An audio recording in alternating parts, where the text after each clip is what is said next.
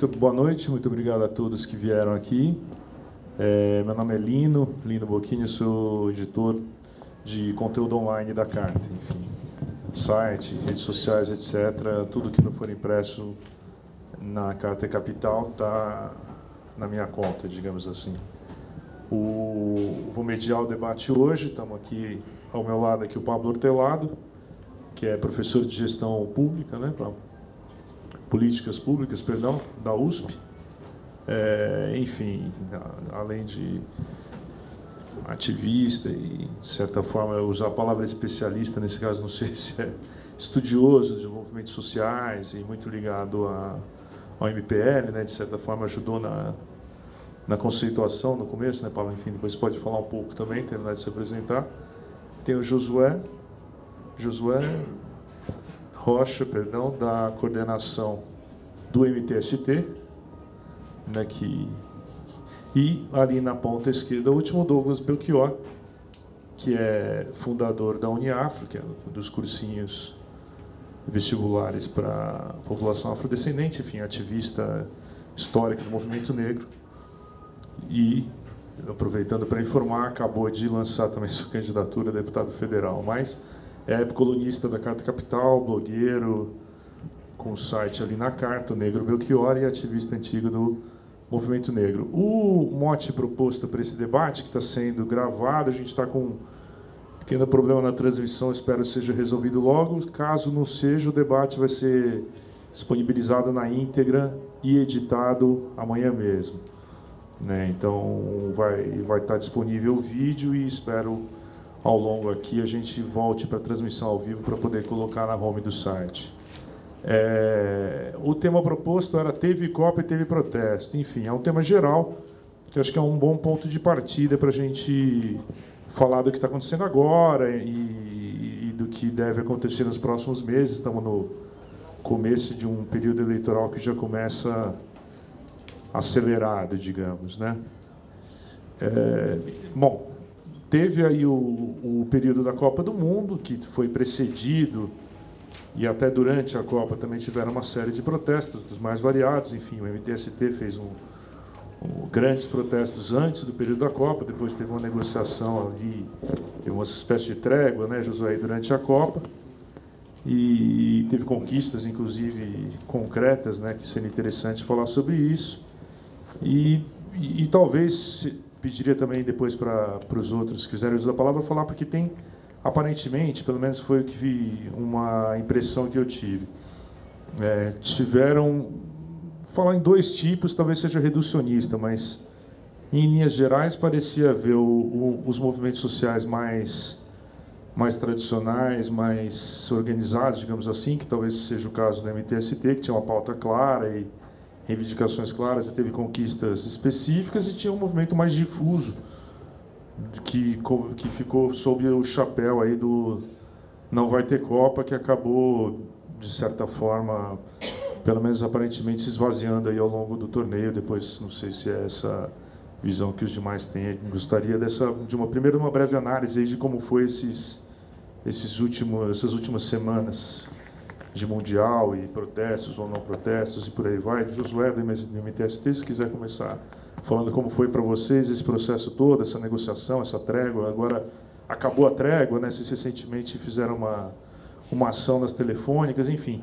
Fala um pouco aí como foi isso. Bom, boa noite a todos. Em primeiro lugar, gostaria de agradecer aí, em nome do MTST a oportunidade de estar aqui hoje. Dizer que, de fato, para nós foi um período aí de muita atividade, né? Foi um período em que a gente conseguiu, né, dar vazão aí a um processo de construção mesmo de forças aí na nossa base social, e isso para a gente foi muito importante. Eu acho que vale a pena retomar um pouquinho, talvez, um sentimento que ficou de junho do ano passado, para tentar trazer um pouco de uma análise do que foi esse período também, né? A gente não quero me ater muito a uma análise profunda do que foram os protestos de junho do ano passado, mas uma coisa que ficou, e que para nós do MTST foi uma questão importante, né, e que motivou uma série de ações e de fortalecimento dos movimentos populares, tanto no segundo semestre do ano passado quanto no primeiro semestre desse ano, foi o sentimento de que lutando é possível, né? A gente teve um processo de lutas muito grande em todo o Brasil, que chegou a conseguir concluir, né, queda das tarifas em quase 100 cidades em todo o país, mostrando que a luta ela torna possível a conquista, né? E o povo nas ruas lutando pode trazer conquistas populares de fato.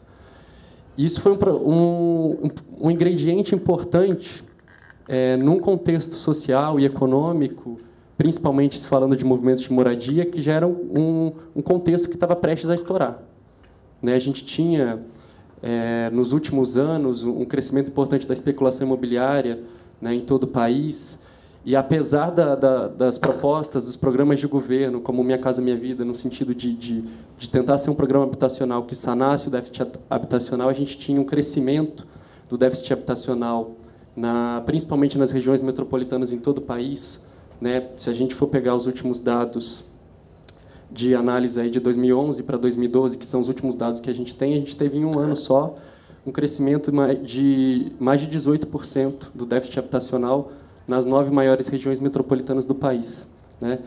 18% em São Paulo e 10% nas regiões metropolitanas como um todo. Então, a gente estava com um contexto aí prestes a estourar. Esse sentimento de que lutando é possível fez estourar no segundo semestre, em São Paulo e em outras cidades do país, uma série de ocupações urbanas, né? E aí, nesse sentido, que o MTST começou a sua luta, né, para esse ano. A gente teve 4 ocupações urbanas importantes no segundo semestre do ano passado, que foi o início, né, desse processo de lutas que culminou com as grandes mobilizações desse ano. Esse ano, particularmente, a gente começou um processo de lutas muito importante, principalmente discutindo, né, o que foi, o que foi a Copa do Mundo aqui no país. A gente partiu de uma análise de criticar somente, né, os gastos com o Mundial, mas querendo criticar também o que a Copa do Mundo representou para a cidade e para as políticas urbanas como um todo, principalmente na cidade sede, né, que sofreram mais a atuação da FIFA, né, seja com a construção dos estádios, seja com as obras viárias, o que isso representou. E aí, analisando particularmente, né, o caso de Itaquera, naquela região, que foi onde a gente concentrou o nosso foco de debate, a Copa do Mundo representou, de fato, o aumento do valor dos aluguéis, a valorização daquela região e a expulsão dos moradores daquela região para regiões mais periféricas ainda, né? E isso que foi o caldo que fez com que comunidades daquela região começassem a procurar o movimento, que já estava desde o ano passado com uma referência de mobilização e de ocupação por conta desse contexto que eu mencionei, começassem a procurar o movimento para fazer luta por moradia naquela região. E aí surgiu a Ocupação Copa do Povo, que foi a grande ocupação que tomou a frente nesse processo de lutas no período da Copa do Mundo, né? Então, baseado nesse contexto todo de final de 2013 e início de 2012. Tá bom, gente. Douglas, por favor. Opa, satisfação total. Muito obrigado pelo convite, Lino, a galera da Carta, os companheiros aqui comigo. E...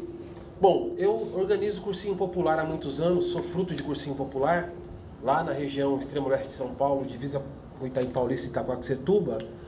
E a origem do trabalho que eu participo, que eu ajudo a construir hoje como professor e tal, educador, é acesso à universidade, a discussão sobre educação e sobre quem é que frequenta os espaços da excelência, né, no acesso à informação, a conhecimento formal e científico no Brasil.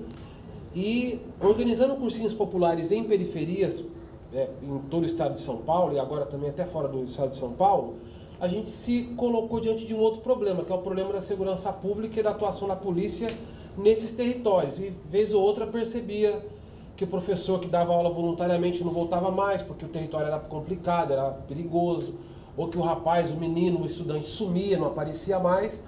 Então, o movimento que iniciou um trabalho mais objetivo, voltado para a educação popular, se transformou também num movimento de contestação do modelo de segurança pública e especialmente da maneira como a polícia age nos territórios mais pobres, mais periféricos e, não por acaso, mais ocupados pela população negra. E isso tem muito a ver com o que está provocado aqui no debate, porque protestos e Copa do Mundo foram contaminados, e talvez um dos elementos que mais apareceram nesse processo foi exatamente a maneira como o Estado respondeu às manifestações. E não há uma novidade explícita nisso, porque mesmo antes de junho de 2013, quando a população ocupou as ruas aqui em São Paulo, São Paulo no Brasil, para surpresa geral, inclusive para surpresa dos movimentos e dos partidos de esquerda e daqueles que muitas vezes se reivindicam aí vanguarda de movimentos e tudo mais, mas não era uma novidade, ou não é uma novidade para nós, a repressão policial dirigida à organização popular ou dirigidas a manifestações públicas. O próprio MTST, que tem feito luta nos últimos anos, não é só nos últimos meses, certo? Vira e mexe, ainda se a gente fizer um resgate de memória, não é muito difícil encontrar manchetes da polícia estourando ou desocupando territórios, prédios, terrenos, ou, vez ou outra, reprimindo manifestações públicas, não só de movimentos sociais mais de base, como é o caso do Sem Teto, mas também de manifestações de luta por melhoria de salários, por exemplo, professores organizados, trabalhadores de diversas categorias. A polícia, ela cumpre uma tarefa fundamental que é manter a ordem pública para determinados setores da sociedade, e isso não é diferente agora. O que tem de novo no processo que nós estamos vivendo é talvez um aumento do clima de mobilização e um aumento mais frequente de mobilizações, às vezes não organizadas por partidos, às vezes não organizadas por movimentos, às vezes mais espontâneas, às vezes menos. O fato é que a polícia está ali cumprindo um papel histórico que a ela é colocado. Para além da repressão policial e da resposta que o Estado dá às manifestações organizadas, e nós vivemos agora, nesse período, durante Copa e pós-Copa, as chamadas, talvez, como eu vou dizer assim, os motes políticos dos movimentos têm sido esse, né? Não estão conseguindo nos manifestar, os movimentos têm reclamado algo que não é novo, né? A gente não pode se manifestar, não tem liberdade de expressão, as pessoas são presas por se manifestar politicamente. E aí eu faço um outro recorte, que é o fato de que, e eu sou ligado ao movimento negro, me desculpem fazer essa referência, mas ela é importante para nós. A polícia, ela nunca deixou de prender sem precisar de mandatos, de ocupar os espaços, de entrar nas casas, nos lugares, nas organizações, nos terreiros, nas associações comunitárias, sem precisar de nenhum mandato, de prender sem ter ordem para isso, de torturar para conseguir informação, de desaparecer com o corpo, de matar, de prender aos montes, de encarcerar. Isso é uma prática habitual da polícia.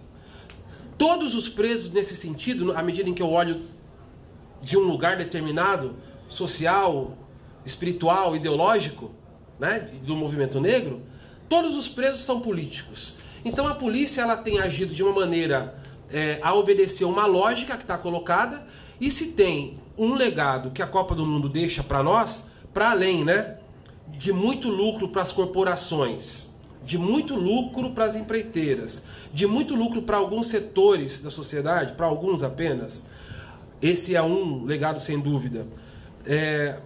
Além das milhares de desocupações, talvez o companheiro possa falar melhor que eu daqui a pouco, e também de várias mortes, para além dos 200 milhões de corações feridos com o resultado da Copa, porque afinal de contas a gente gosta de futebol, né? Tem um legado fundamental que foi o aprofundamento da truculência, da inteligência nesse setor em específico, que é o da segurança pública, no investimento que o Estado brasileiro fez no sentido de armar mais e melhor, de equipar mais e melhor o seu aparato repressivo, de investir em inteligência tecnológica para os seus aparatos de repressão.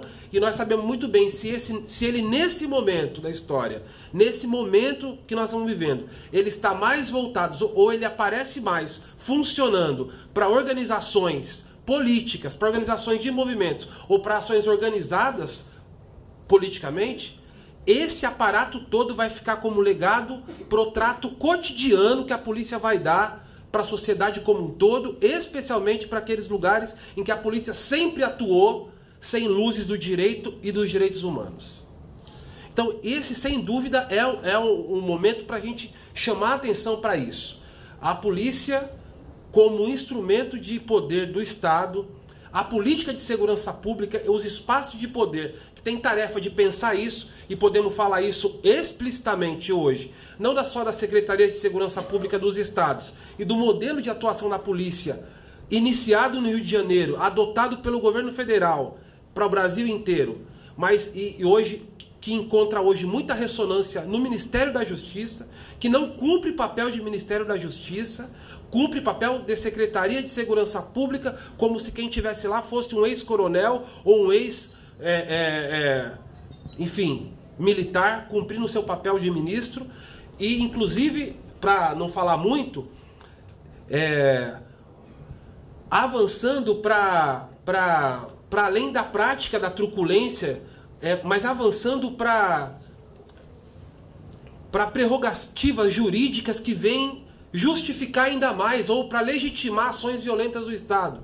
Então eu não vou precisar lembrar aqui de números de encarceramento, com certeza todo mundo aqui acompanha, mas tem um ponto em especial que é uma pauta dos movimentos negros, especialmente do movimento negro, mas do movimento que luta aí por direitos humanos, movimentos das mães, das vítimas do Estado, que é a revogação imediata de uma portaria normativa de número 3461 de 2013 e a anulação do Manual da Garantia de Lei e da Ordem, que é conhecida como GLO, né? GLO, que atribui poder de polícia às três Forças Armadas sob a égide e a vontade da Presidência da República, e que isso é um absurdo no tal Estado Democrático de Direitos, em que nós temos a ocupação militar em vários territórios do Brasil hoje, até antes de junho de 2013, o que era habitual? Ocupação militar em territórios de interesse nacional, por exemplo, quilombos localizados em territórios estratégicos de interesse militar, de interesse de extração de petróleo ou coisa parecida, ou de minério. Então os caras vão lá e ocupam, como acontece na Bahia com o quilombo Rio dos Macacos, por exemplo. Isso se tornou uma praxe. Então existem vários territórios, Rio de Janeiro é um outro estado muito simbólico nisso, de ocupação militar, e que a própria Presidenta da República não reconhece isso como tal, como um espaço de ocupação militar. Não reconhece como, por exemplo, sendo o exército na rua, como havia nos anos ditos da ditadura. Então, para nós, que moramos em periferia, que moramos em quebrada, que sentimos a violência da polícia de maneira cotidiana, talvez não haja tanta diferença na prática da ação e no cotidiano da vida, do ponto de vista da repressão, entre ditadura e democracia. Talvez. Não estou com isso dizendo que tanto faz ou que era melhor antes do que agora, não. Eu estou com isso dizendo que essa política de segurança pública que nós temos não tem... ela não cabe no Estado Democrático de Direitos, e a gente precisa se rebelar contra ela de maneira muito mais profunda e muito mais radical do que apontar para o que está acontecendo hoje apenas, mas também lembrar para o que acontece cotidianamente. Para começar, desculpa aí, Lino, falei demais. Não, tá ótimo. Pablo Hortelada, por gentileza. Olá, boa noite para todos e todas. Eu acho que uma coisa que o Douglas chamou a atenção, que eu acho que faz parte um pouco do momento atual do Brasil, das discussões que a gente tem tido, é qual a natureza, o que está acontecendo no Brasil com respeito às nossas liberdades políticas e os nossos direitos civis após junho de 2013, após Copa do Mundo e tudo que envolveu a luta contra o aumento das passagens em 2013, as ocupações urbanas que seguiram a luta contra o aumento, que ganharam uma grande dimensão, os protestos contra a Copa e as ações dos sindicatos sindicais, as greves que estouraram também. A gente está vivendo o maior momento de agitação sindical e de ação grevista desde os anos da privatização nos anos 90. Né? Então a gente tem um conjunto de ações de mobilização social que despertaram uma reação do Estado brasileiro na esfera federal e nas esferas estaduais que controlam as polícias militar e civil. E essas ações, existe uma discussão hoje sobre qual a natureza dessas ações. A gente está vivendo numa normalidade democrática que está apurando eventuais excessos dessas ações de movimentos sociais, ou algumas dessas ações de apurar eventuais excessos já ultrapassaram a normalidade democrática, já se caracterizam como abusos, ou talvez até como perseguição política. A gente houve recentemente, semana passada, um pedido de asilo político no Uruguai, sob o pretexto de um ativista estar sendo perseguido politicamente no Brasil, ou ainda que a gente está vivendo uma espécie de estado de exceção pleno ou branco, não é? Onde a gente está vendo efetivamente a suspensão de direitos civis. E existe um debate nos meios jurídicos, no meio das ciências sociais, sobre o que está acontecendo no Brasil. E é um debate que, ao mesmo tempo, tenta refletir sobre os fatos que estão acontecendo, mas que também reverbera, não é? Tem efeitos sobre os desdobramentos. Eu acho que faz parte da reação da sociedade brasileira a isso que está acontecendo. A reação da sociedade vai dizer o que acontecerá nas próximas semanas e que tipo de ambiente institucional a gente vai viver nos próximos meses, até as eleições ou talvez depois das eleições. Porque houve um conjunto de medidas muito, eu acho, muito excepcionais. O que são essas medidas? Para a Copa, houve algumas medidas institucionais. Algumas falharam, né? Se tentou fazer uma lei para regulamentar manifestações, ela foi abortada. Uma lei antiterrorismo, ela foi abortada. Mas a gente teve a Lei Geral da Copa, que é uma lei que tinha elementos de suspensão dos direitos civis dentro dos estádios e ao redor dos estádios, que foi pelo STF. O Supremo também referendou uma medida que permite, que estava sendo contestada, que permite o julgamento de civis por tribunais militares. A gente houve esse empoderamento do Exército para atuar em tarefas de policiamento, em situações excepcionais. Então a gente houve, digamos, essas mudanças no âmbito institucional e legal. E a gente viu um monte de medidas do ponto de vista da ação policial que são muito preocupantes. Então houve esses inquéritos vagos que não dizem respeito a um fato específico, que buscam identificar a atividade política. Tem um caso famoso aqui do DEI, que é uma investigação do DEI, que ela não tem um objeto, não é? Ela está investigando 300 ativistas em São Paulo para ver se eles eventualmente eles estão ligados a excessos de vandalismo que acontecem nas manifestações públicas. Então, 300 pessoas estão sendo investigadas, chamadas para depor, chamadas para depoimentos coercitivos, ou seja, elas são obrigadas, se elas não se recusarem, elas têm que ir algemadas. Esses chamados para testemunhos acontecem em dias de manifestação, de maneira a impedir que essas pessoas, que são consideradas líderes ou ativistas importantes, participem de manifestações públicas. Durante a Copa, todas as manifestações contra a Copa, elas foram impedidas. Todas, no território brasileiro inteiro. Ou elas foram impedidas de se concentrar, ou quando elas aconteceram, elas foram impedidas de se locomover. Aconteceu em São Paulo, aconteceu em Belo Horizonte, aconteceu no Rio de Janeiro, aconteceu em Fortaleza. Não é? As pessoas ou não se reuniam, quando elas se reuniam, elas eram atacadas, ou quando elas conseguiam se reunir, elas eram cercadas e impedidas de se locomover, que é uma suspensão do direito de liberdade de expressão, de liberdade de reunião. Não é? E a gente tem agora esses inquéritos políticos, né? Nós tivemos 23 presos políticos no Rio de Janeiro. Houve um mandado de prisão com evidências muito, muito frágeis. Inclusive, a Carta Capital foi usada como evidência de posse de material subversivo na prisão de um desses. Olha que perigo aqui, eu li no agente. Bandanas do Nirvana foram utilizadas também como elemento de subversão. CDs de rock. Exato, Bakunin foi um suspeito. Enfim, houve um monte de... Assim, está sendo ridicularizado, mas no caso do Rio de Janeiro é um inquérito com evidências muito frágeis, praticamente apenas baseado em testemunhos, que é uma coisa muito grave, porque é como se eu falasse assim, o Lino cometeu um crime, o Lino matou alguma pessoa, isso é suficiente para o Lino ser detido provisoriamente. Não é? A gente sabe... A gente vive nessas masmorras medievais, nas nossas prisões, onde estão praticamente inteiramente habitadas de população negra e pobre, são masmorras e elas são utilizadas como ameaças. Se você faz alguma coisa, te manda aí um mês para ficar vivendo numa dessas masmorras medievais para você ver o que é. Você sentiu o efeito de ação política pode ter. E a gente tem também casos em São Paulo. A gente tem 5 presos em manifestações aqui em São Paulo com evidências super frágeis. Está aqui a Helena, mãe do Fábio, que é o caso mais notório de uma prisão em flagrante falso, que foi testemunhada, foi filmada.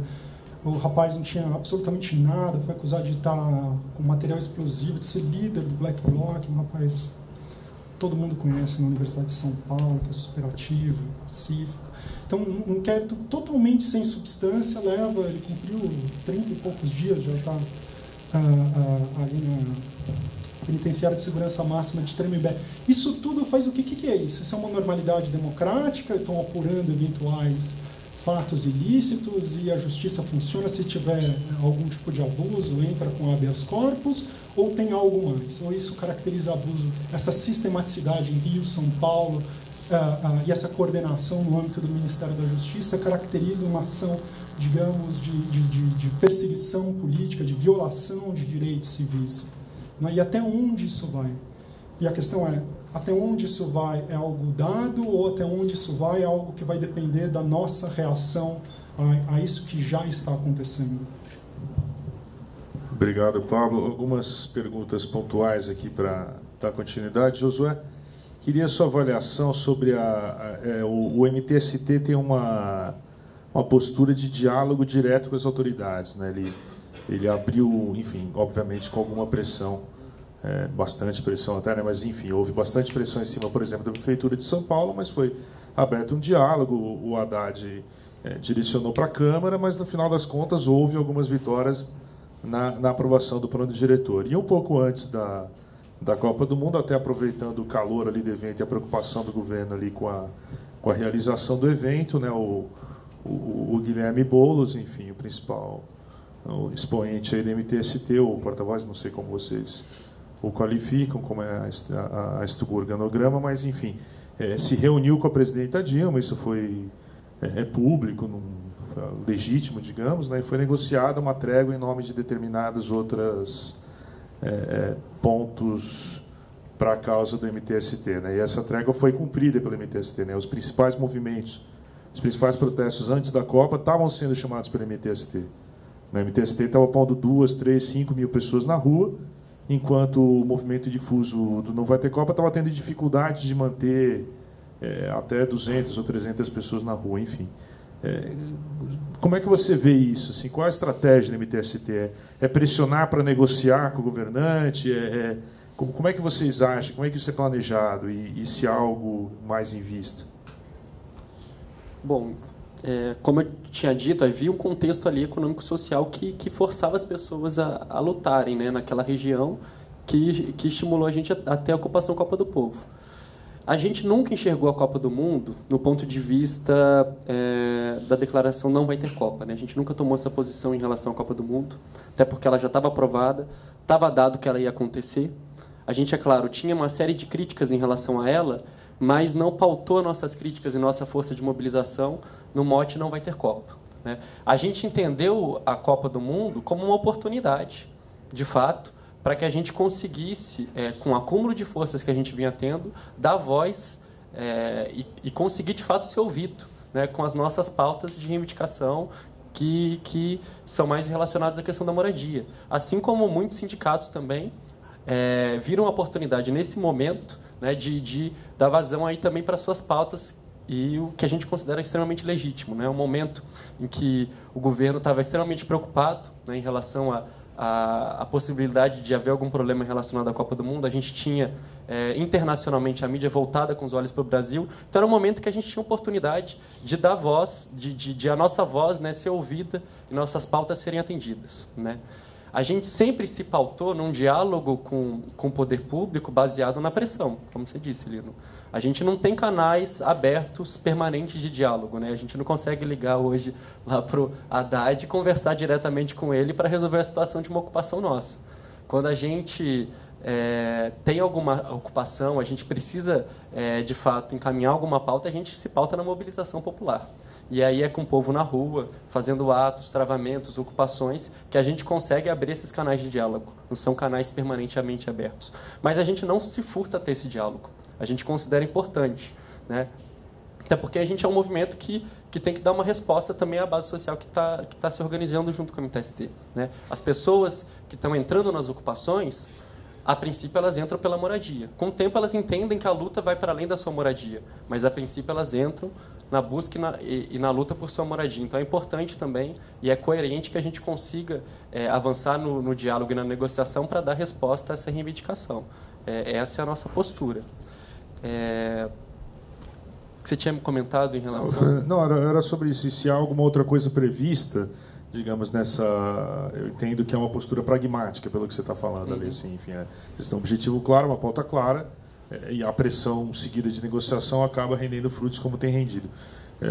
Agora, para o período eleitoral, continua essa tática? Haverá algum tipo de pressão, aproveitando que tem eleição no Estado também, inclusive? Só uma questão que eu me recordei, Lino. Em relação à nossa postura na Copa do Mundo, o que a gente negociou não foi parar com as mobilizações. Isso foi até um ponto de confusão que aconteceu. Inclusive, a gente, logo na primeira semana do Mundial, estava com protestos de 15 mil pessoas na rua aqui em São Paulo por conta do plano diretor. As mobilizações continuaram, né, nesse período. O que foi discutido, né, e o que foi negociado foi que a gente tinha os pontos de pauta, né, que era a respeito da Comissão de Prevenção de Despejos, uma Comissão Nacional de Prevenção de Despejos, alguns pontos de melhoria no Minha Casa Minha Vida, atendimento habitacional para as famílias da Copa do Povo, a proposta de criação de uma lei do inquilinato, que foram alguns pontos que a gente discutiu, e no cumprimento desses pontos, a gente se propunha a não fazer atos que impedissem, né, a realização dos jogos na cidade-sede, mas não interromper as manifestações, até porque isso vai contra a nossa existência, né? O movimento, desde que se criou em 97, se pauta por mobilizações populares e por organizar a população e fazer pressão. E a nossa intenção, nesse sentido, Lino, é continuar, né? A gente teve aí, agora, atos recentes por conta das pautas relacionadas mais à ocupação do Portal do Povo, que é a nossa ocupação mais recente no Portal do Morumbi.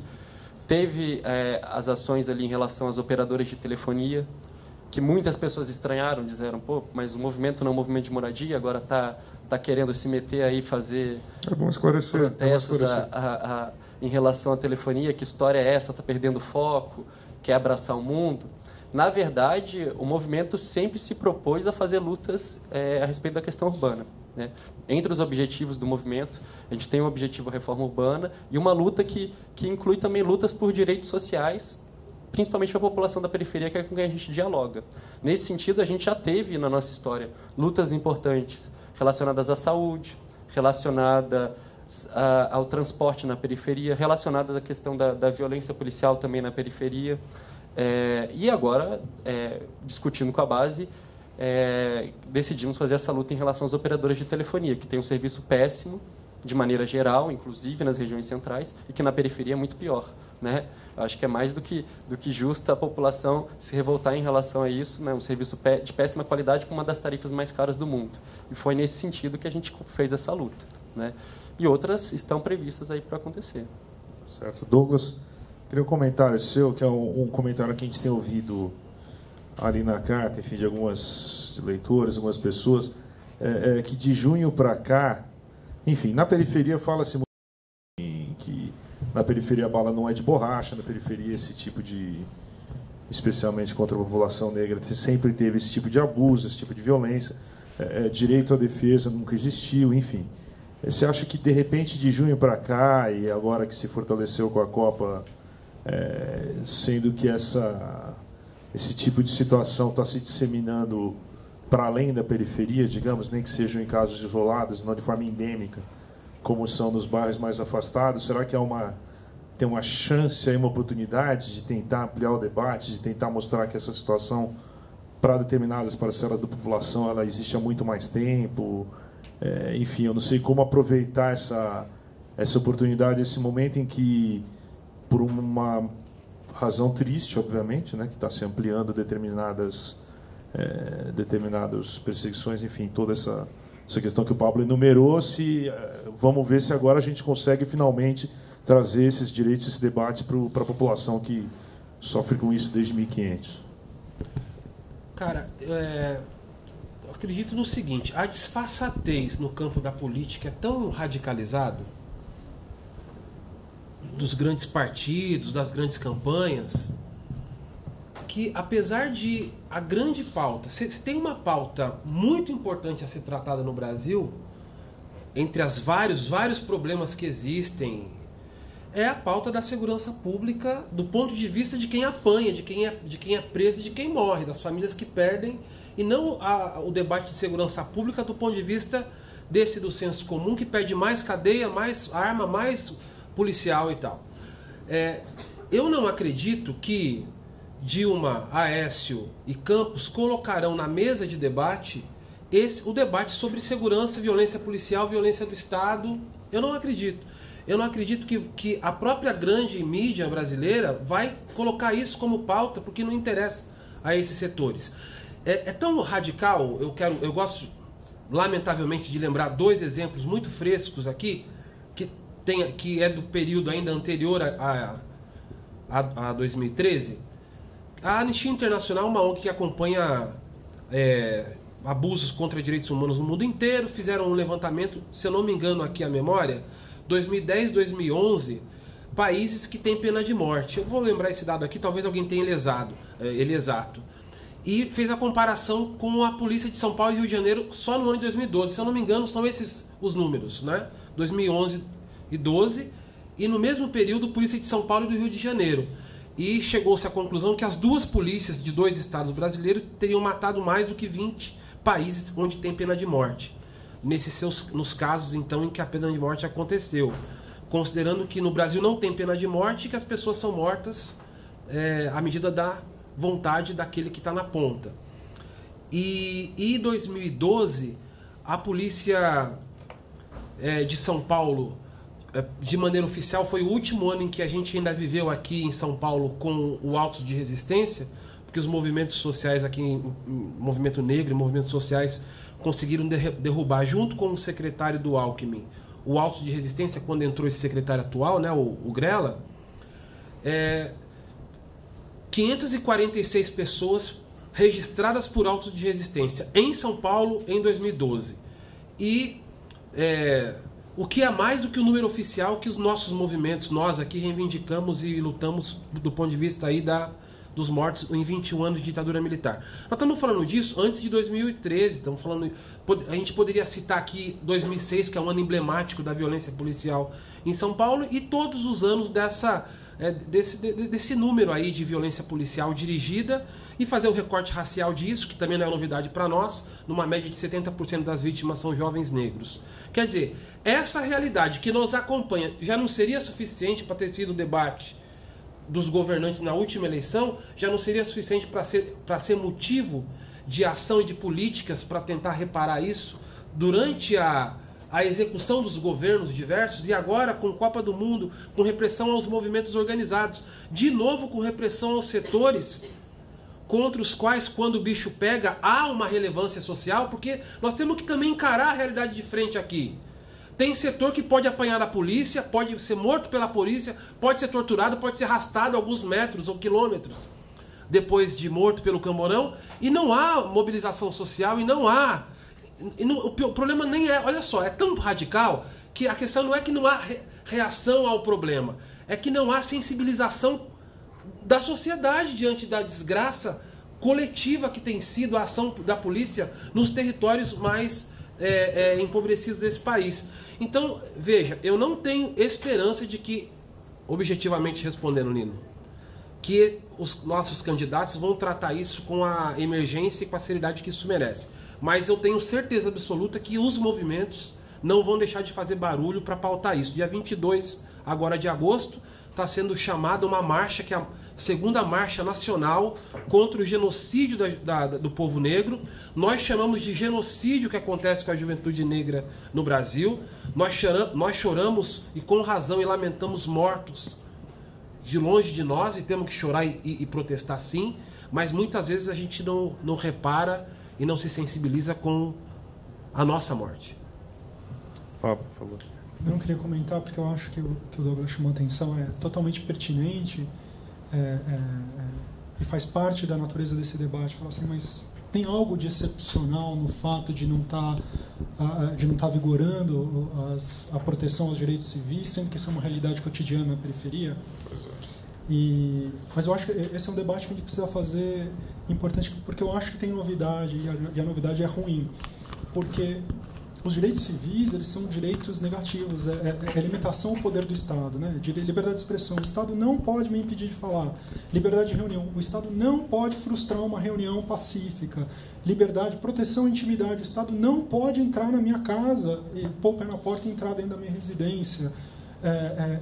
O Estado não pode me julgar, não pode me prender sem o devido processo legal. Tudo isso é proteção, é impedimento à ação do Estado. O que a gente tem no Brasil, né? Deixando de lado o que aconteceu recentemente? O que a gente tem é que, na verdade, esses que são os direitos de cidadania, eles vigoram mais ou menos para 20%, para a chamada classe média profissional. Eles têm vigorado desde o fim da ditadura para 20% da sociedade brasileira. E aí, de uma maneira decrescente na pirâmide social brasileira, vai valendo cada vez menos. Então, na periferia pode pôr o pé na porta, claro que pode pôr o pé na porta. Na periferia pode prender sem o devido processo legal? Pode, 46%. Nossa população carcerária não foi julgada. O cara está na cadeia sem ser julgado. Não é? Você pode ser executado. O número que o Douglas chamou a atenção é 49% maior o dado. Não é? Só de 4 estados brasileiros executaram 50%, mais para arredondar, 50% mais do que todos os países que têm pena de morte. Olha que grave que é essa situação. Isso é suspensão de direitos civis, na prática, para a periferia negra. Mas o que aconteceu recentemente? O que aconteceu recentemente é que o surto de mobilização social que a gente viu em junho incluiu também a classe média. E ao incluir a classe média, esses desrespeitos, eles entraram, eles fraturaram e eles passaram a valer para a classe média, e por isso, porque essa classe média estava acostumada a ter respeitado os seus direitos de cidadanias, ela está escandalizada. Ela está, e com razão, todo mundo tem que estar escandalizado porque é um absurdo, mas é a realidade cotidiana de 80% da população brasileira. Por que isso é novo? É novo porque o esforço implícito em toda a história recente dos movimentos sociais, implícito ou explícito, era garantir esses direitos de cidadania, que valia para os 20% para 100% da população brasileira. Quando os movimentos sociais dizem não pode pôr o pé na porta, na casa de uma pessoa na favela, lá tem que valer a proteção à intimidade, cara, tem que ter um mandato judicial, não pode prender sem o devido processo legal, não pode impedir a pessoa de se reunir. Então, esses direitos, não é? Todo o esforço dos movimentos sociais era proteger, ampliar desses 20% para os 100%. E agora o que a gente está vendo é um movimento reverso. É o encolhimento dessa cidadania que já era muito restrita, né? Ela está se encolhendo. Então, a situação é séria. É sério que a gente reverteu todo o esforço dos movimentos sociais desde os anos 80, que era de expandir, e agora a gente está vendo uma regressão, um encolhimento. Tá certo. Obrigado, Pablo. Não sei se a gente pode abrir para algumas intervenções da plateia agora, ou eu encaminho mais uma pergunta. Há o desejo de alguém de falar, de comentar? Tem uma pessoa aqui. Não sei se a Clara está por aí, talvez possa me ajudar, eventualmente. Ela já está vindo ali. Só para passar o microfone, Clara, por gentileza. De repente você pega emprestado um aqui. Se a pessoa puder... Bom, ou se puder vir aqui na frente, ou não sei se o microfone chega até aí, não vai chegar, né, Clara? Não vai chegar. Ou fica em pé e fala alto, mas era interessante talvez falar no microfone para poder captar na gravação. Temos um microfone sem fio, ótimo. Repetindo, só um segundo, repetindo aqui a apresentação rápida para quem chegou agora. Estamos aqui, enfim, eu, Lino Bocchini, editor do site da Carta, Josué da MTST, Douglas Belchior, Movimento Negro e agora mais recentemente candidato a deputado federal. Acho justo citar, somos contra a Carta Capital da criminalização da política, assim, não há problema algum, nem vergonha, muito pelo contrário, da pessoa ser candidata, né, assim, que a gente anunciamos hoje, inclusive lá na Carta, tem umas reações, às vezes, apolíticas, né, assim, criminaliza-se a política de princípio, né, assim, se a pessoa é candidata ou está metida com isso, ela é criminosa, né? Assim, não compactamos com isso. Enfim, e o Pablo Hortelado, professor de Políticas Públicas da USP. Enfim, desculpe, por favor, se apresenta, pode perguntar. Oi, boa noite. Meu nome é Márcia Balados, eu sou da Liga Brasileira de Lésbicas. E assim, eu ando muito preocupada com esse cenário que nós estamos vivendo hoje, que parece que a polícia pode tudo, né? Não a polícia só, as Forças Armadas em geral. E aí eu fico pensando, onde é que nem ele falou, onde é que isso vai acabar e quem é que vai botar um freio nisso? Porque hoje nós estamos à mercê das Forças Armadas, a PM, ela é um exército do governador e eles fazem o que eles bem entendem, né? Eles matam, somem, intimidam, torturam. Até teve um debate com o Comitê Popular da Copa, que aconteceu, acho que foi antes da Copa, lá no ECLA, e a polícia tentou invadir o ECLA, né? Então, todas as práticas que a gente achava que a gente estava livre, nós não estamos livres de nenhuma, inclusive da tortura que vive aí rondando o próprio Fábio, que está preso, hoje mesmo saiu na internet, que ele apanhou lá no DEIC, que torturaram ele. Então, todas essas práticas continuam a existir, apesar de tantos movimentos, de tanto protesto, e tudo continua existindo da mesma forma. Quem está conosco? Né? Porque é crescente a criminalização dos movimentos sociais, nós vamos recorrer a quem? Não tem, o STF, é a OAB, é o STJ, é o STF, é a ONU, é a Corte de Haia. Quem é? Quem é que vai botar um freio nisso? Né? Obrigado. Acho que a gente pode passar por umas 3 pessoas, não sei. Mais alguém quer falar? Aqui? Você? Ah, não. Tem um senhor aqui.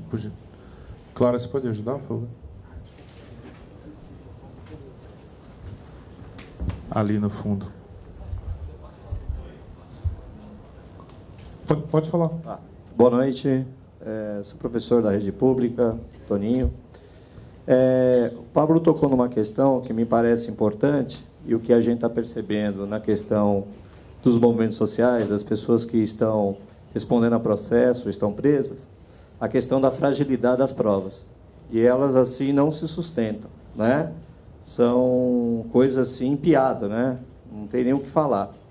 E, assim, eu queria fazer um link, porque isso parece que é algo já meio orquestrado e tem todo um aparato institucional para querer validar isso daí. Se a gente pegar a ação penal 470, que é a ação do mensalão, a famosa, e você lendo o processo, tudo, você não tem base material para fazer a condenação como ela foi feita, né?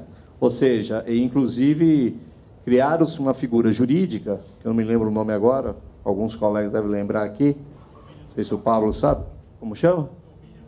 Domínio de fato. Isso, criaram essa figura jurídica, né, exatamente para tentar o quê?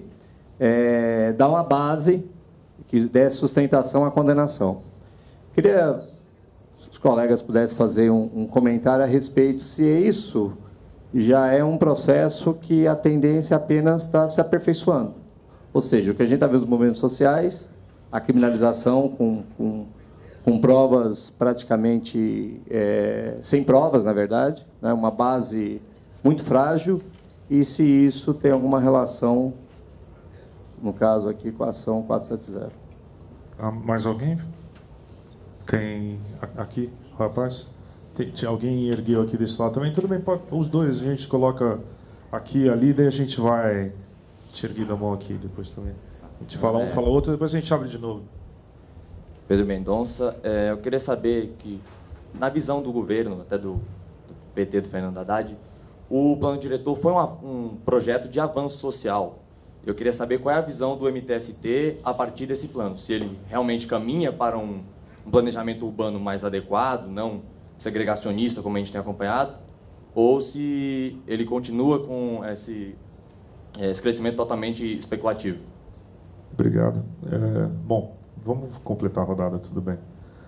Vamos fechar nele, daí a gente abre de novo, senão acumula muito, por gentileza. A gente abre de novo. Meu nome é Felipe, eu sou estudante de Ciências Sociais mesmo.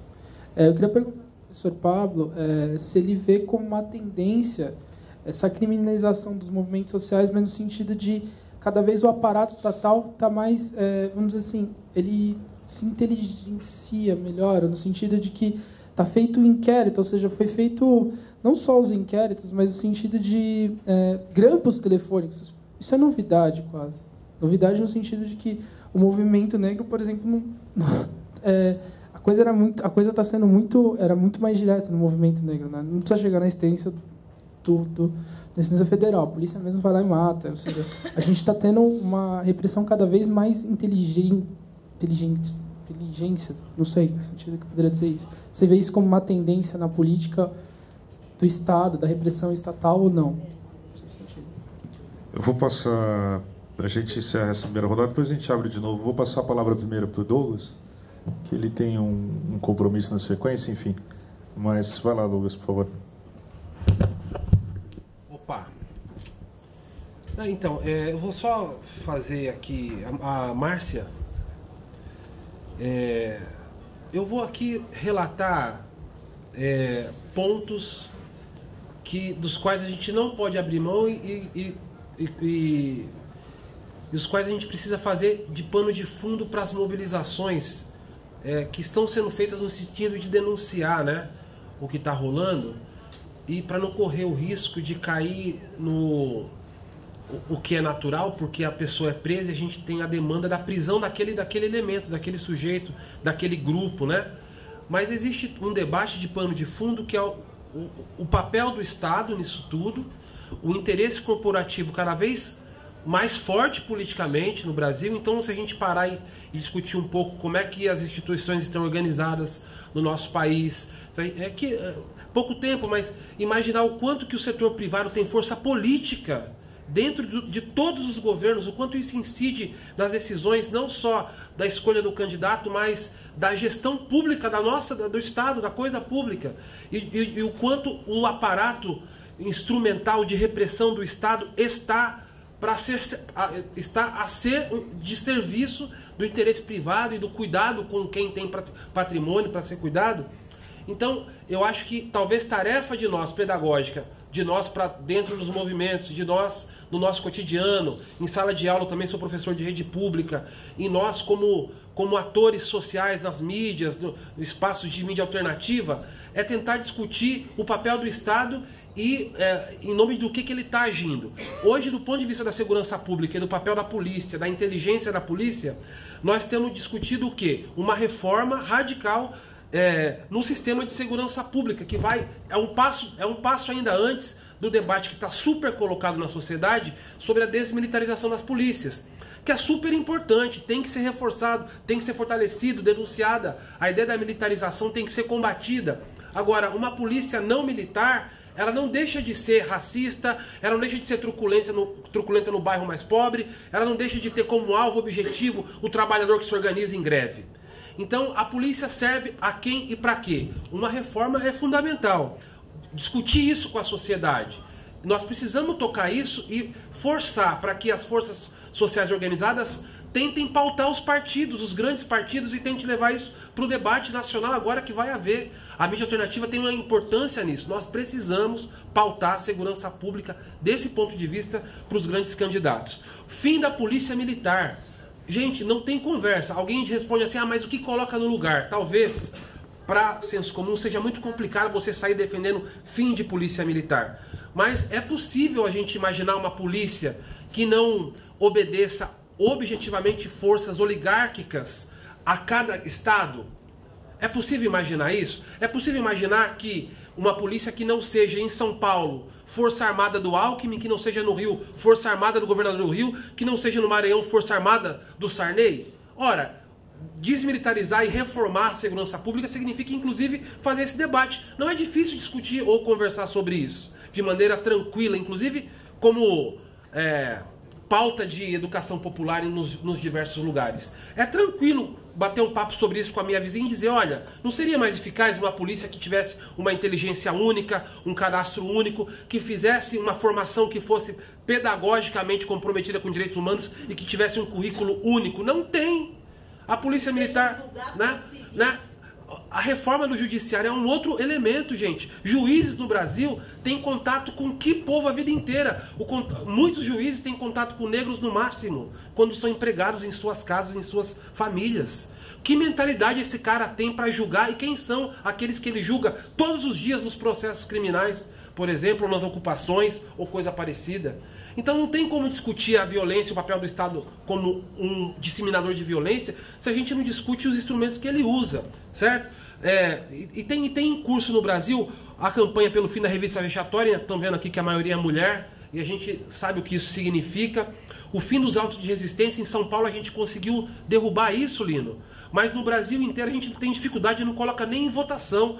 Os setores que emperram, um dos setores que emperram a votação do fim do auto de resistência em Brasília é o setor evangélico. O que tem os evangélicos com a polícia? Nós temos que conseguir construir esses links, né? Então, eu acho que esses são pontos, e um fundamental, certo? Que é o seguinte: enquanto a gente tiver tratamento diferente para pessoas, para seres humanos, nós vamos continuar na merda, para usar um termo que eu gosto muito, na merda. Porque é o seguinte, gente, por que é tão nobre discutir reparação, discutir indenização para vítimas de processos criminais do Estado em determinado período da história e no outro período não? Não é o mesmo Estado e não é o mesmo povo? Por que não tem federalização de crimes cometidos por polícias estaduais em âmbito federal? E quando um cara comete um crime, pode federalizar a investigação do criminoso, que no caso é um manifestante? Por que tem reparação ou por que tem indenização para quem é vítima de um período da ditadura e para a família da Cláudia arrastada não tem indenização? Ou para a família do Amarildo não tem indenização? Ao contrário, a mulher e os filhos dele correm risco de vida. Então isso é tão óbvio. Por que isso não é debatido? Por que isso não se caminha nesse sentido? Então, o que os movimentos têm feito ultimamente, como o finado Plínio, que esteja em bom lugar, que nos ensinou muito, dizia, é o seguinte: é só discutir o bom senso. Isso é uma questão de bom senso. É uma questão elementar dos direitos humanos e que, para uma parte da população brasileira, não tem há muitos anos. Aliás, nunca teve. Gente, desculpa, eu tenho que sair fora. Obrigado, Douglas. O Douglas já tinha avisado, ele tem outro compromisso importante, mas a gente continua conversando um pouco aqui. Josué quer... Eu acho... Bom, em relação a esse tema da repressão, né, como é que a gente pode frear esse processo que começou, eu acho que um primeiro passo é entender que a gente não pode avaliar essas situações de maneira isolada, né? Como o Douglas aqui bem disse, o que acontece na periferia, que está impune há muitos e muitos anos, né? E a gente, por ser um movimento que tem a sua relação direta ali no dia a dia da periferia, sente isso também e vivencia isso no dia a dia, tem relação com a prisão do Fábio e do Rafael, tem relação com a demissão, né, dos grevistas em todo o Brasil, tem relação com o procedimento da Polícia Militar nas diversas manifestações e nos diversos estados desse país, né? Quando a gente começa a conseguir debater e fazer esses links, a gente começa a dar um salto e mostrar que essa relação existe, e que a partir daí a gente tem que começar a se defender um pouco, porque agora a gente está tratando, né, de lutar pelo direito de lutar, né? A gente está tratando de lutar pelo direito de lutar. Antes a gente estava, além de lutar por nossas pautas específicas, a gente tem que entender a relação entre esses fatos e lutar pelo direito de lutar. Porque se a gente não fizer isso nesse momento, a situação pode ficar muito complicada, né? Nesse sentido, a gente já começou um processo aí de tentativa aqui em São Paulo de articulação de diversos movimentos sociais, coletivos. Fizemos aí um ato na Câmara que reuniu aí mais de 40 aí coletivos, movimentos sociais, o MST, MTST e o Passe Livre, uma série de outros movimentos que tiveram recentemente aí grandes mobilizações, no sentido de lançar uma investida aí mesmo dos que lutam na defesa das nossas liberdades democráticas, né? Lutando pelo nosso direito de lutar. É claro que, como o companheiro comentou, essas situações e alguns instrumentos que são utilizados também não começaram de hoje, né? Os movimentos sociais já sofrem um processo de repressão que é de longa data, né?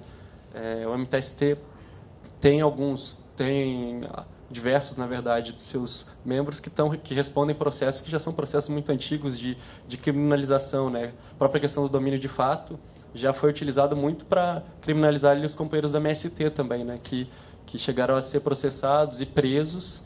Uma ação acontecia num determinado ponto do país e o companheiro, por ser uma liderança reconhecida nacionalmente era responsabilizado por aquilo e era preso, processado, né? Isso acontece com diversos movimentos e por isso sempre tem sido também uma pauta de luta. Mas no momento que isso começa a acontecer de maneira generalizada, a gente também tem que começar a ter uma ação um pouco mais articulada e também uma resposta um pouco mais breve, né? E eu acho que não dá também para a gente defender ninguém, né? Acho que só é possível ter esse avanço de repressão porque também é uma articulação muito bem montada, né?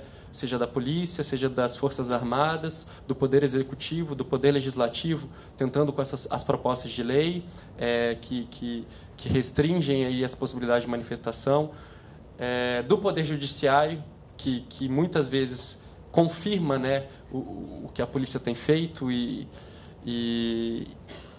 no caso aí do Fábio isso fica muito claro, né? A gente tem filmagem mostrando claramente a revista dos policiais na estação de metrô virando do avesso a mochila dele sem nada dentro. Depois a gente tem uma denúncia da polícia dizendo que havia explosivos, né? E depois a justiça aceita a denúncia que foi enviada pelo Ministério Público afirmando isso também, né? Então a gente tem uma articulação muito grande no sentido de reprimir as nossas lutas. Então a gente precisa também partir desse processo de articulação para conseguir dar uma resposta à altura, né?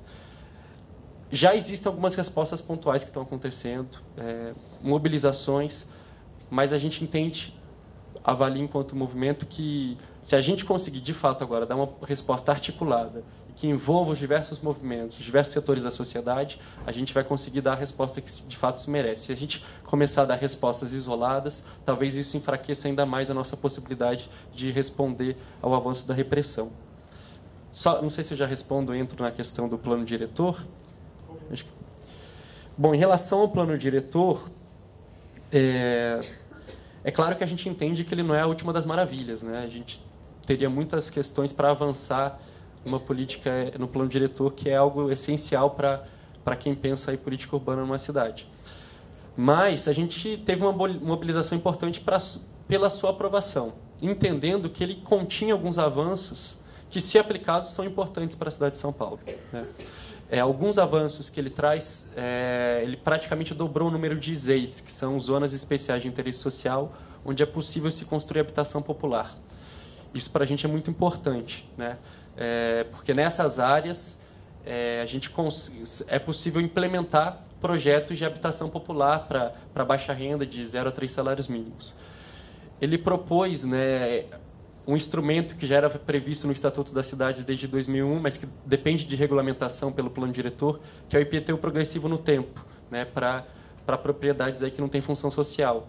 Isso é extremamente importante, né, porque, de fato, é um instrumento para coibir a especulação imobiliária, né? Aqueles terrenos ociosos que sem função social, que estão ali esperando valorização, vão ter agora a taxação aí progressiva no tempo, que já coíbe de uma certa maneira isso. Ele propôs também uma comissão municipal de prevenção de despejos. Apesar da gente nem ficar sabendo, São Paulo tem inúmeros despejos acontecendo todas as semanas, né? Isso é mais um dos exemplos de como é a ação da justiça e da polícia nas periferias. Muitos deles são despejos sem ordem judicial nenhuma, a própria ação da polícia militar, às vezes até da guarda civil, né, despejando as famílias dos terrenos na periferia. E agora essa proposta dessa comissão de prevenção de despejos, que a gente está dando nome, mas que seria uma comissão de mediação de conflitos, para que todo despejo que vai acontecer na cidade precisa ter uma mediação, principalmente no sentido de dar resposta de para onde aquelas famílias vão. As famílias não podem ser despejadas e colocadas no olho da rua, como tem acontecido. Isso também foi incorporado no plano diretor, né? E uma questão que também foi importante, que é uma proposta da prefeitura, mas que a gente apoiou, que é a questão da cota da solidariedade, que essa foi mais divulgada, acho que na mídia, que prevê que uma porcentagem dos empreendimentos imobiliários tenha que... Na verdade, a proposta original previa que essa porcentagem fosse destinada para empreendimentos de habitação social.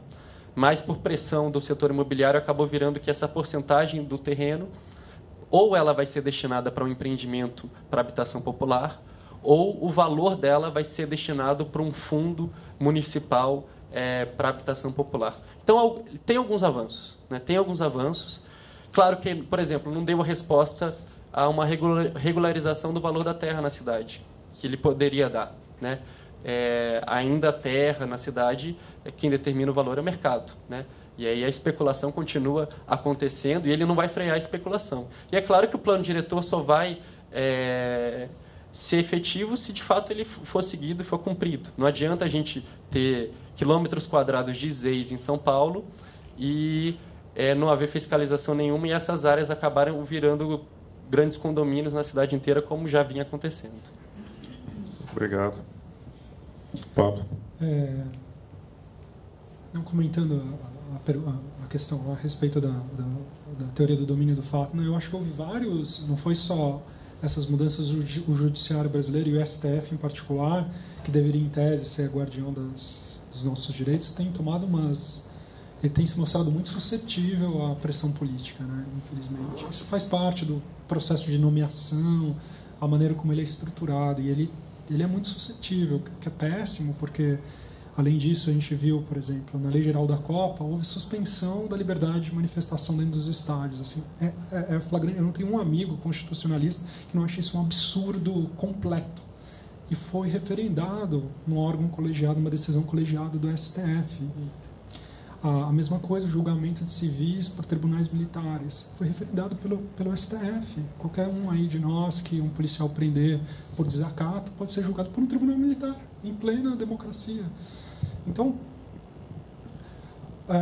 só que essa suscetibilidade do Supremo Tribunal tem que ser usada também para pressioná-lo politicamente a tomar medidas no sentido contrário, tudo que a gente tem.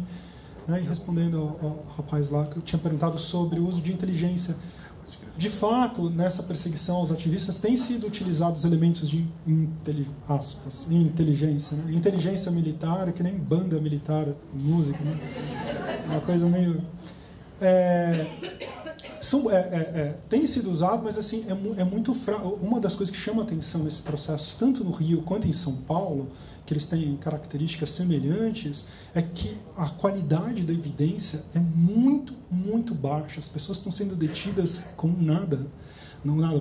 Para pegar o caso do Fábio. Flagrante forjado. Não dá para falar com eufemismo. Flagrante forjado. Foi filmado que não tinha nada. E aparece na delegacia um explosivo. O que é isso? Flagrante. Isso não é diferente do que acontece cotidianamente nas nossas periferias. O que é essa? Nós temos a 4ª maior população carcerária do mundo. As pessoas vivem num país de... Não são abusos, né? Então tem o caso do Fábio. O outro caso é do Rafael, do Rio de Janeiro. Foi preso com pinho-sol. É ridículo. Mas houve um atestado da perícia dizendo que o pinho-sol, o desinfetante de banheiro, é um explosivo. Você faz coquetel molotov com pinho-sol. É patético, mas ele completou um ano preso. Entendeu? A Heloísa, ela foi presa por causa de um depoimento dizendo que ela dava ordens na manifestação. Um depoimento.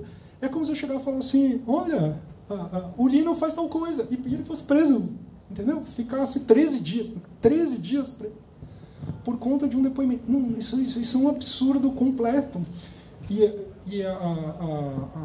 Enfim, são esses elementos de inteligência, assim, não há nada, não é? Então foi feita infiltração policial, foi feita escuta telefônica, foi feito flagrante forjado, se plantou prova, foi feito um monte de coisa, mas não há nada. Apesar de todos esses esforços, não há nada. E a coisa grave é que, não havendo nada, já tem muitas prisões, mas a gente pode terminar o ano sem agir com muito mais prisões.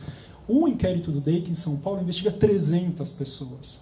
300 pessoas. Nós temos um inquérito semelhante a esse em Porto Alegre, que está investigando dezenas de pessoas no Rio Grande do Sul. Nós temos um outro, eu não sei quantos, uns 15 ativistas em Goiânia com restrição, não podem sair do Estado.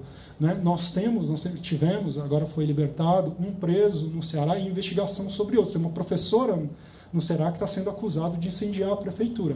Prova, ela fala mal da prefeitura, olha que suspeita ela fala, e ela estava no centro, no dia do incêndio. Ela estava no centro da cidade no dia do incêndio, logo foi ela.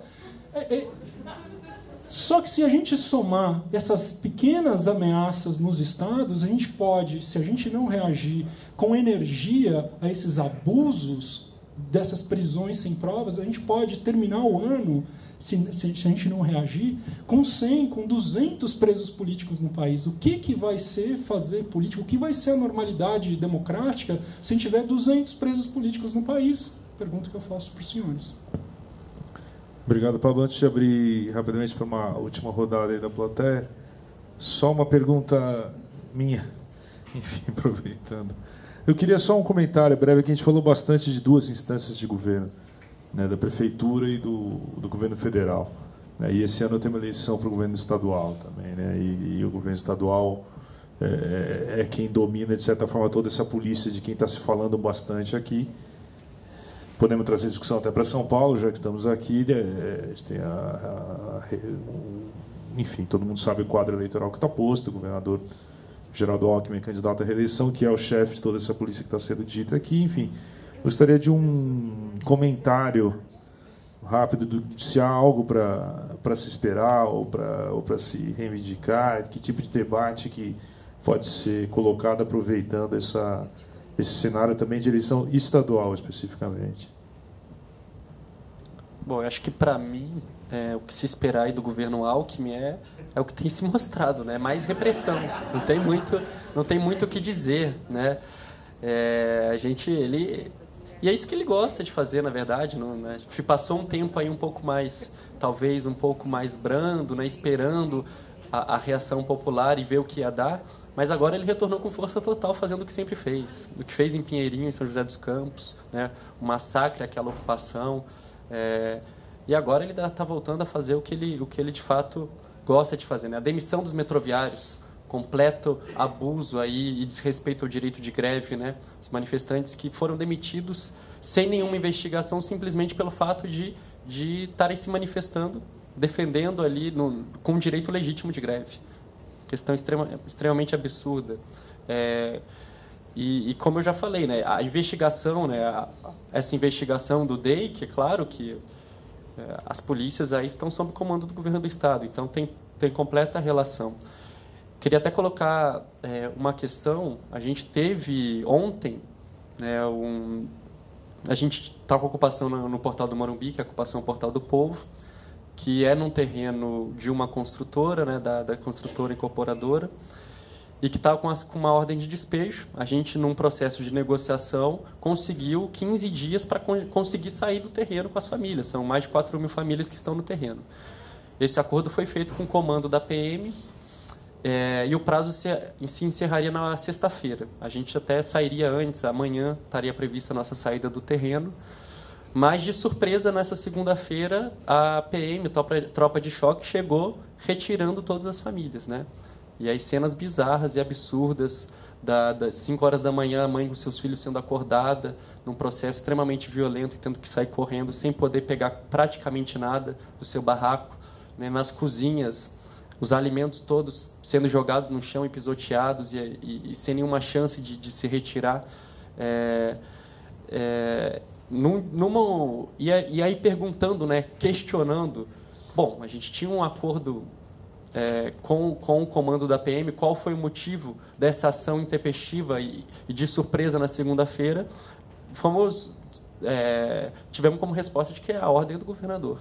A ordem do governador para acelerar o processo de despejo. Então, para mim, está claro, né? Não tenho aqui o que esperar na sua eleição, esperar 4 anos bem difíceis, né? Principalmente no período inicial de governo. Se ele for reeleito, eu acho que a gente vai ter um processo muito, muito complicado de repressão nesse Estado, e os movimentos, de fato, vão ter que responder a isso, porque a repressão deve continuar. Obrigado, Paulo. Não sei se tem algum comentário adicional sobre a questão de governo, enfim. Não, concordo. O clima no governo do Estado de São Paulo é de completo desrespeito às liberdades básicas, demissão do metrô, o desrespeito aos acordos firmados com os movimentos sociais, esse inquérito do DEIC, que é uma coisa absurda, que foi repudiado pelos juristas, uma coisa assim completamente descabida do ponto de vista jurídico. E nós temos 5 prisões, mas elas Então, depende da nossa reação. Elas podem facilmente se converter em dezenas de prisões nas próximas semanas. Vamos abrir para uma última rodada em toda a plateia. Clara, você me ajuda, por favor? Tem 2, 3 e mais 2 aqui desse lado, 3, 6, está ótimo. Pode começar por aqui, vamos começar pela esquerda. A gente passa para esse outro lado depois. Olá, boa noite. Marcelo Marquezine. Eu queria ter perguntado também para o Douglas, mas, Lino, você pode responder se você souber, tá? Por favor. Parte do pressuposto que a corrida eleitoral é um momento oportuno, né? Como pautar os candidatos, sem ser pela via da exposição? Porque, quer seja tanto nas mídias sociais ou na rua, a gente tem visto tanto militantes ou ativistas, ao expor, por exemplo, alguns abusos, ou mesmo se impor perante alguns governantes, você já é taxado, ou você está jogando de um lado ou de outro, né? O PSDB chama você de dilmista, e o PT, no máximo, você é da esquerda radical, um anarquista sem visão, que está dando elementos para a direita conservadora reassumir o poder. Então, a minha pergunta é mais ou menos: vocês têm alguma ideia de como pautar o debate, principalmente nessa corrida eleitoral?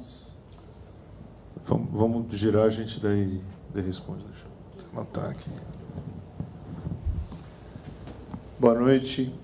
Recentemente eu li uma entrevista de um membro da OAB dizendo que achou um exagero o pedido de asilo político da Heloísa, né, da advogada do Rio de Janeiro. Ele disse que não é o caso, porque as instituições estão funcionando normalmente no país. Só que, como você mesmo disse, Pablo, as provas são ridículas, né? Não existem provas e são claramente prisões políticas.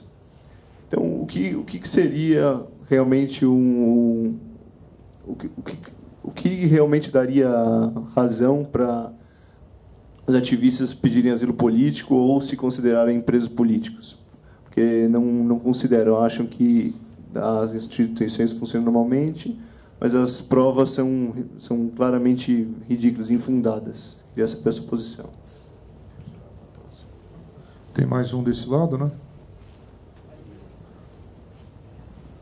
Boa noite. Eu sou administrador de sistemas e uma fala que me chamou a atenção, que eu li essa semana, não me surpreendeu que isso acontecesse, foi a manifestação contra as operadoras de telecom feita pelo MST no viés tecnológico, né, de como que a tecnologia e as telecomunicações servem às pessoas, na questão de ser um meio que, nas manifestações de julho, por exemplo, de 2013, que espalhou e cresceu assustadoramente, porque parou nas mídias sociais e parou em um monte de lugar, e hoje qualquer um pode ter um celular ligado a uma rede que nem sempre funciona.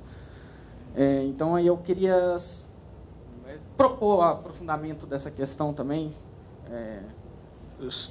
principalmente no viés de quem não está só na capital, um movimento que está no interior do país, que está em fazendas, em lugares que são bem ermos, que não tem como você difundir uma informação, não tem como você mandar uma foto de uma opressão tão rápido quanto você mandaria aqui, ou coisa que o vale. Obrigado. Ok. Próxima. Eu passo para o lado de lá, acho, né? Tem mais uma aqui. Um tema que foi especulado já e que faz parte do tema política seria a reforma política mesmo, que se fala também no sentido de partidário. Há tantos partidos que sugam o orçamento do Estado, estatal, e que não é necessário. Eles vendem, por exemplo, o seu horário político, eles não são partidos atuantes e que poderia ser resumido em ideias, entendeu? Como... não sou do PSDB, mas vou criar, sei lá, outro partido que se afasta do PSDB, mas quando o PSDB precisa da aliança, me junto a ele. Então, assim, a politicagem, né, que é feita, o sistema que funciona, o sistema só funciona se você tiver apoio. Então, assim, que se afasta dos nossos interesses mesmo como cidadãos. Então a gente vota numa coisa, então para o cara poder exercer o poder, ele precisa de apoio de tal partido, e aí gera, não só a corrupção existe em todos os lugares, mas gera algo mais que faz com que a pessoa possa ter uma facilidade maior dessa corrupção mesmo na política. Então, queria saber a opinião de vocês sobre essa reforma política em relação aos partidos, que há tantos no Brasil. Obrigado. Claro, eu fiz um combinado aqui com o Josué e na verdade com o Josué não tinha avisado, mas com o Pablo, e já avisando o Josué, vamos responder rapidinho essas para dar tempo, daí senão vai juntar 8 questões, a gente faz uma última rodada rápida aqui, mas pode começar, Josué, por favor, da MTST. Bom, essa situação de pautar os candidatos é uma questão complicada mesmo, né? A gente vivenciou isso bastante no período pré-Copa do Mundo. A gente, por estar fazendo manifestações no período pré-Copa, a gente era taxado de estar levantando a bola do PSDB e ser um movimento aí antipetista. Mas, ao mesmo tempo, por estar sentando para negociar com a Dilma, a gente era taxado de um movimento petista. Então, era uma situação até um pouco engraçada, os questionamentos que a gente recebia diariamente no período de movimentação. Mas a gente costuma, de maneira geral, pautar, né? Isso é uma prática do movimento, pautar nossas reivindicações independente de partido, independente de quem está no governo, né? E por isso a gente pressiona e faz lutas em relação ao governo estadual, mas pressiona e faz lutas em relação ao governo federal também. Sempre cai nesses problemas, nessas contradições, mas pretende se pautar assim. Em relação... Vou pular ali primeiro para as operadoras de telefonia. Em relação às operadoras de telefonia, acho que primeiro ficou uma dúvida ali. O MTST, ele tem atuação só no meio urbano, são 2 movimentos diferentes, né? O MST é um movimento sem terra e o MTST é um movimento dos trabalhadores sem teto, que são 2 movimentos diferentes, distintos. O MTST tem mais atuação no meio urbano, mas que não muda porque a gente sabe que a qualidade do serviço oferecido também no meio urbano, às vezes parece que você está lá distante dos grandes centros urbanos. E, de fato, é interessante pensar nessa medida, porque se a gente for parar para pensar nas ocupações que a gente tem atualmente, uma lá em Itaquera, uma na região do Jardim Ângela, próxima à estrada da Emboimirim, uma na região do Campo Limpo e uma na região de Paraisópolis. No local dessas ocupações, a gente não tem praticamente nenhum sinal de nenhuma operadora. É até engraçado. Então, lá a gente fica ilhado, né? Se acontece alguma coisa ali, a gente não consegue, de fato, ter esse acesso rápido mesmo por um telefonema ou internet móvel, tá acionando e avisando alguém. A gente precisa sair do local das ocupações. Então, é algo que, de fato, a gente enfrenta e atrapalha, né, entendendo a importância que as novas mídias aí têm e que a comunicação pela internet tem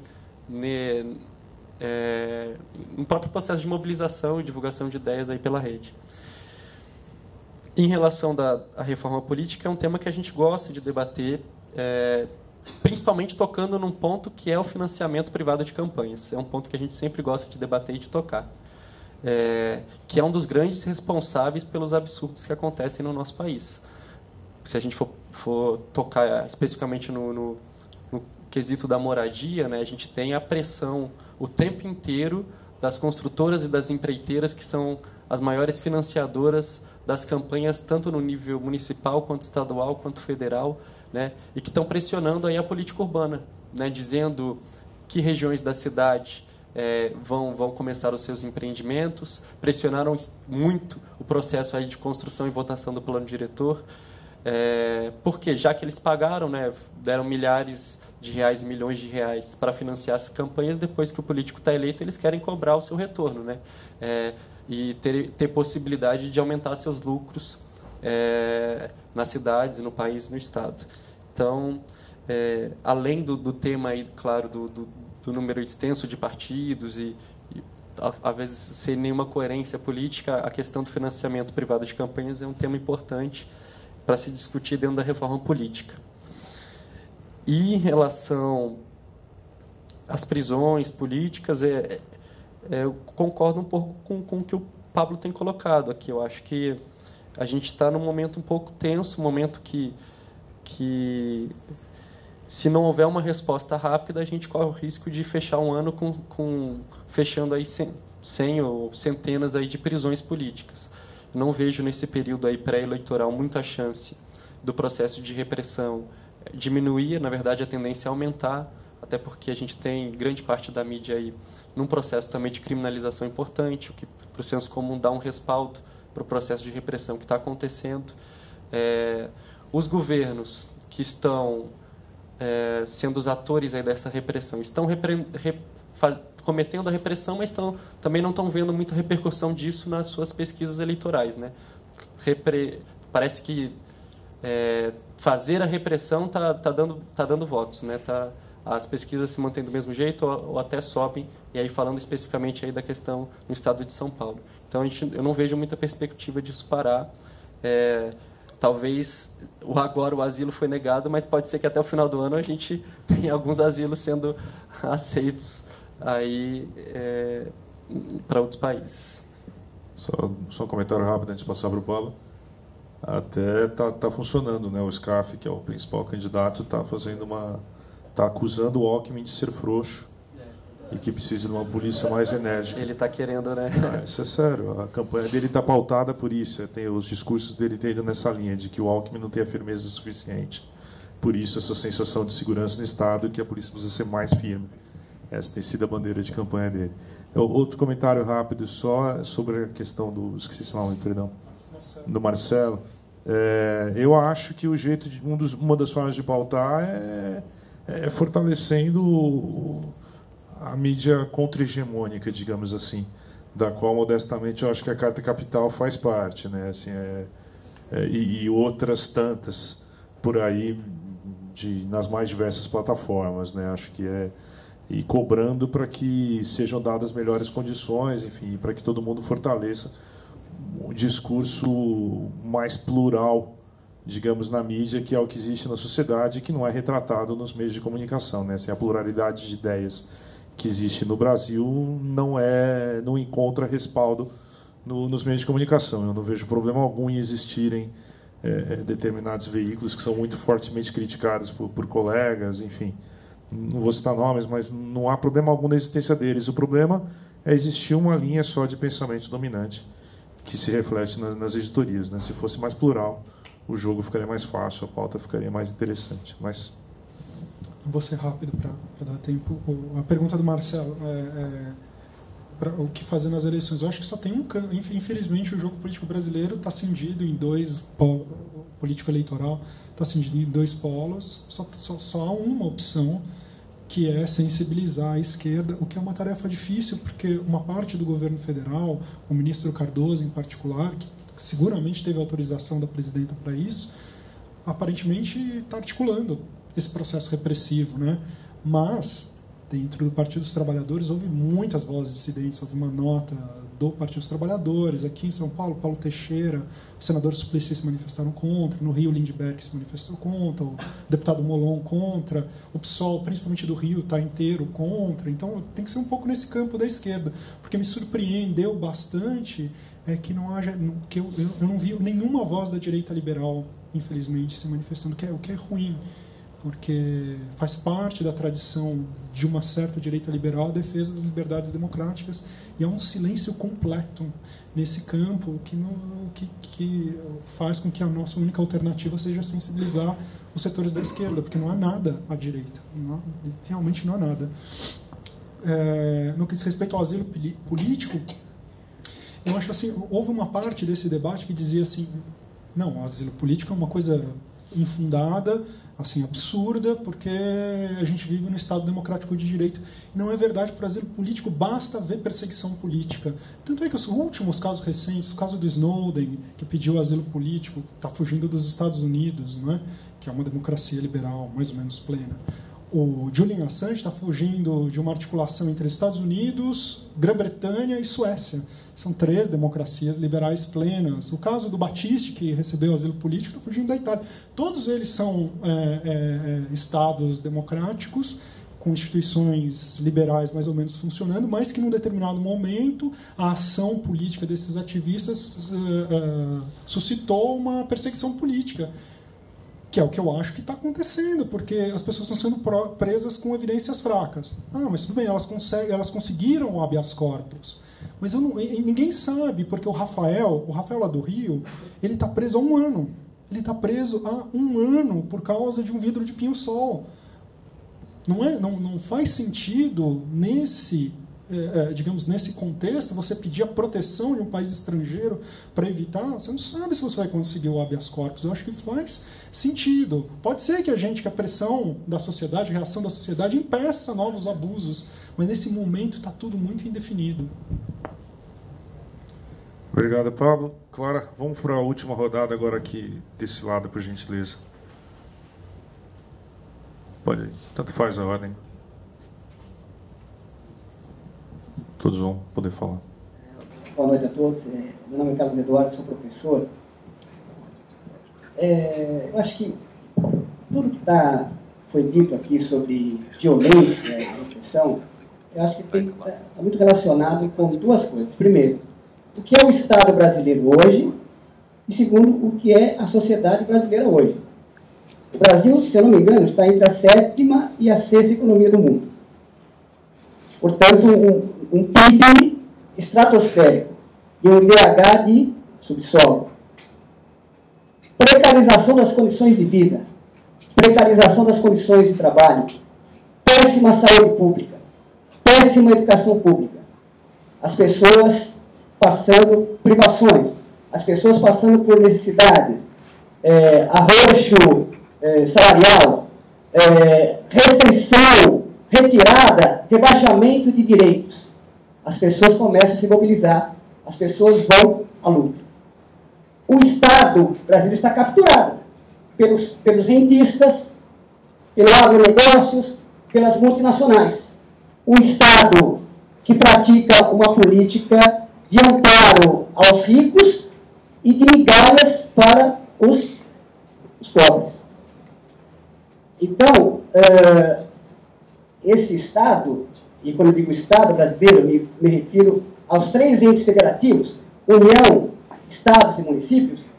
Os governantes de plantão fazem jus ao lema da bandeira brasileira: ordem e progresso.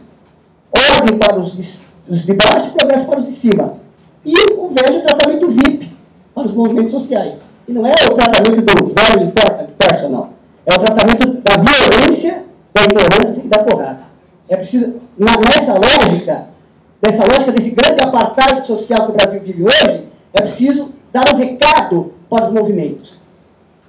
Vamos brecar os movimentos. Porrada nele. Obrigado. Acho que o colega logo atrás de você. Pode passar para ele, por gentileza. Opa, boa noite. Meu nome é Aristeu. Eu sou um militante do movimento Anarcopunk de São Paulo. E eu quero dar uma ideia em cima da questão da violação dos direitos civis, né, que o Pablo citou ali. Fazer mais ou menos um histórico, assim, que no contexto que a gente discute dentro do movimento, assim, essa violência, ela não vem de agora, assim, de junho do ano passado para cá. Se a gente retroceder assim por volta de 99 ali até 2003, tinha um grande processo de movimentação social que acontecia, inclusive organizado pela AGP, a Movimento Anarcopunk e alguns outros movimentos sociais na época, de cunho libertário, que foi as manifestações que deram origem ao S26 e o A20, né? E nessas manifestações, na época, também teve essa repressão em cima de militantes. No Rio foram pessoas perseguidas, tiveram suas casas invadidas e tal. Eu vejo assim que na época não teve tanta repercussão midiática quanto agora, assim. Mas também foi uma repressão ferrenha. Daí, beleza, passaram-se os anos, tiveram outras pautas de militância e continuou o movimento do passe livre, mais ou menos dessa época aí também, né? E foi quem começou a puxar essas manifestações que aconteceu novamente, assim. Na visão que a gente tem, isso é um processo contínuo que vem dessa época aí do ano 2000 para cá, assim. Daí, nisso, aconteceu agora de forma mais, vamos dizer, não colocar uma escala assim de gradativa, que tipo, mais ou menos, mas tipo, com uma maior visibilidade, teve uma ação maior dos aparatos repressivos, né?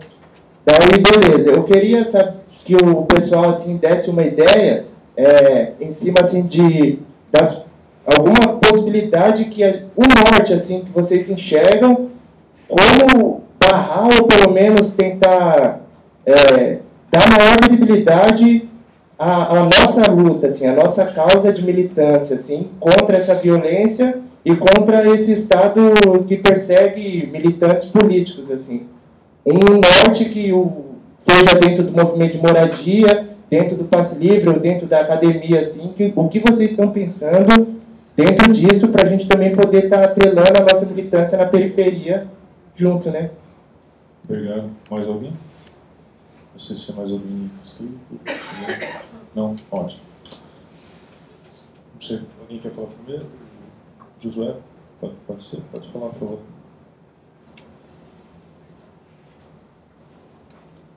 Bom, já vinha mencionando um pouco do que tem se feito aí, do que o MTST tem pensado e tem feito em relação a esse processo de repressão.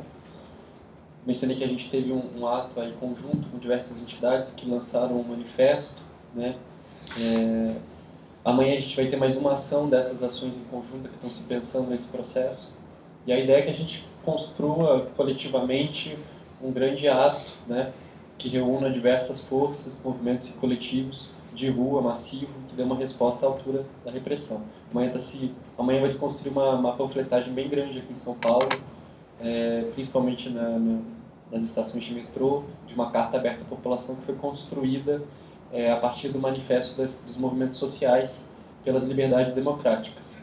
É uma tentativa da gente debater um pouco com a mídia o tempo inteiro vem pautando, né, principalmente mídia televisiva, um processo de criminalização muito importante, né, das manifestações, as reportagens que foram divulgadas, veiculadas a respeito mostrando, né, as prisões no Rio de Janeiro são de uma criminalização absurda, e a gente tem que tentar também contrapor isso um pouco, né, porque o que a gente tem observado é que tem cumprido o seu papel. Qual é o papel? As prisões, as ações do Estado, as ações da mídia têm cumprido um papel, tem cumprido bem feito, que é esvaziar de uma certa maneira as lutas, os protestos nas ruas, de um certo modo também assustar, né, os trabalhadores e trabalhadoras da periferia que estão dispostos a fazer luta por moradia, porque estão vendo o tempo inteiro pessoas que estão lutando sendo presas, pessoas que estão lutando sendo aparecendo na televisão como criminosos, né? De uma certa maneira isso gera, no primeiro momento, um sentimento de que, bom, não vou poder ir para a rua mais porque senão o próximo pode ser eu. E é isso que a gente tem observado, de fato. Então a gente está tentando agora, a princípio, retomar e ganhar um pouco de novo esse espaço. Começando um diálogo, que é um diálogo que a gente está começando nesse debate com a população aqui em São Paulo e construindo essa articulação com outros movimentos para retomar aí em mobilizações populares de força, como a gente fez no período pré-Copa, com uma resposta bem articulada ao processo de repressão. São as iniciativas que a MTST tem pensado para esse processo. Em relação a essa avaliação, de fato, as mobilizações populares foram uma resposta ao momento de arroxo que a gente estava vivendo, né? Mas esse momento de arroxo, de crise mesmo, é um momento que tem tendência de continuar, né? As mobilizações também têm tendência a crescer ou acontecer à medida em que a população está sendo mais alvo de baixos salários, piores condições de vida, né? De alguma maneira, a população acaba se movimentando para dar resposta a isso. E nesse sentido também é preocupante, porque a opção do Estado, que o Estado tem demonstrado demonstra que vai continuar dando, né, a essa resposta da população ao momento de crise que a gente vai passar, é a resposta da repressão, né? Não é a resposta da solução dos problemas sociais mas de fato a resposta da repressão e de silenciar os lutadores e lutadoras. Muito obrigado, Josué Pablo, por gentileza. Concordo totalmente com o Josué. Eu acho que a gente tem que ter uma organização, a gente tem que ligar todas as forças democráticas, os movimentos sociais, as instituições, OAB, as pastorais, todo mundo que estiver em defesa, e a gente precisa reagir com força, a população em geral, e repelir, porque o momento é grave. Assim. Se a gente for bem sucedido em repelir, vai passar, a gente vai olhar para trás, algum momento tenso na história do Brasil, em que se ameaçou. A gente está num momento muito perigoso. Tá? Tem muita investigação, tem muita ordem de prisão. Quando o Fábio foi preso, tinha 13 outras pessoas para ser preso. A gente já poderia ter, se não tivesse ouvido a reação da sociedade, a gente poderia ter 18 presos aqui e mais aqueles 30 no Rio. Isso já dava 50. Entende? Houve uma reação da OAB, houve uma reação de vários setores da imprensa, dos meios universitários, que foi importante. Não é? A gente espera que consiga libertar o Fábio aí nos próximos dias, não é?